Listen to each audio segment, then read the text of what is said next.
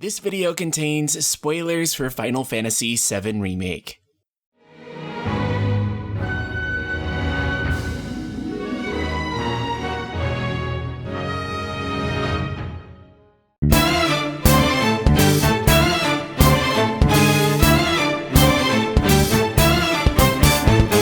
Final Fantasy VII Remake ended with a big bang. Maybe too big. Cloud & Company faced off against the biggest bad guy in Final Fantasy VII, Sephiroth. Good old Sephi isn't just one of the most revered villains in FF7 though. He's one of the most revered villains in all of video games. With each game in the Final Fantasy VII Remake series being delivered as a sequel, the stakes will naturally have to be raised with each game in order to provide an experience that feels more amplified from the last. Producer Yoshinori Kitase has stated on multiple occasions before and after Part 1's release that he's unsure how many Final Fantasy VII Remake games there will be. Most of us have assumed at the very least there will be 3 games, and rightfully so, as I feel this would be the optimal number. But at their current pace, it could take 4 or even 5 games to completely retell the story arc of Final Fantasy VII. If that is the case, it poses a question. How can they keep the final boss fight of each game fresh and unique? It's entirely possible that each and every time we'll just fight a different form or variation of Sephiroth and Jenova. After all, it's not like we don't fight various forms of Jenova throughout the original game as it is. Though as the final act of every game in the series, at some point it might become monotonous, predictable, and quite honestly, memeable. Is it possible to keep these games frequently coming out, all the meanwhile introducing new antagonists, so that the series doesn't have to continuously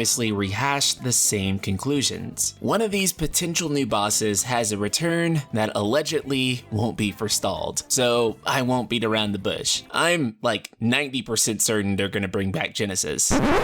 Unfortunately. Genesis Rhapsodos, a relatively new Final Fantasy VII antagonist featured in both Crisis Core and the secret ending to Dirge of Cerberus, is a character that a lot of people either love or hate. There's a lot of debate on if his character can even be in Final Fantasy VII Remake, supposedly because Japanese rockstar Gact, who provides his likeness in almost totality from the character's physical appearance, down to him even providing the voice acting for the character's Japanese audio, Gact basically is Genesis. According to popular rumors, Gact and Square Enix had a bit of a falling out, resulting in his unwillingness to work with the company going forward. And supposedly, this is according to the hearsay, that he is no longer willing to re-sign to provide his likeness and voice. Upon researching this, I really couldn't find any solid confirmation of this being a real thing. It's sort of one of those video game mantras that's been repeated over and over again until it becomes fact. You know, sort of like L is real. Though one thing I did find while investigating was that the opposite seems to be the case. Gact was working with Square Enix once again in 2014 for the mobile RPG Romance of the Three Kingdoms Heroes Song. Also, suppose that Gact and Square Enix did have a falling out. Couldn't they just tweak the design of Genesis enough to get away from Gact and use a different voice actor, separating the likeness from him altogether? So while licensing or Gact harboring some sort of ill will towards Square Enix may or may not be a thing, it honestly would be a perfect way to shake up the final boss fights of these games. Both Final Fantasy VII Remake and its subsequent Ultimania interviews have been abundantly clear. Final Fantasy VII Remake isn't just a remake of Final Fantasy VII,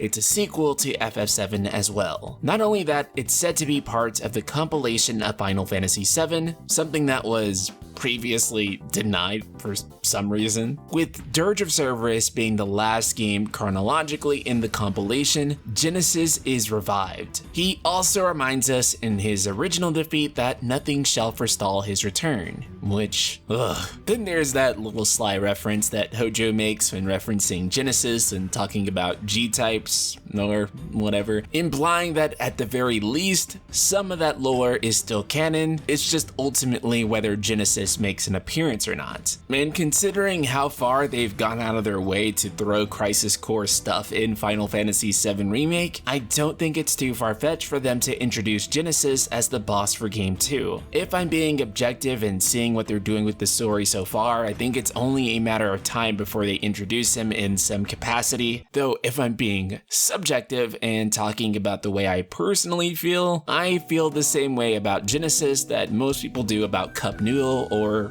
Katy Perry being in Brave Exvius. But at least she was an optional unit. This dude took over like the whole Crisis Core. If it were purely my taste, I would not canonize him at all. But I do think the likelihood of him showing up, considering all the factors, is pretty strong. And genuinely speaking, I wouldn't be surprised if he was the main antagonist for Final Fantasy VII Remake Game 2, or maybe Game 3. But that's just my assessment of it. And now, Ultima, I want to hear yours.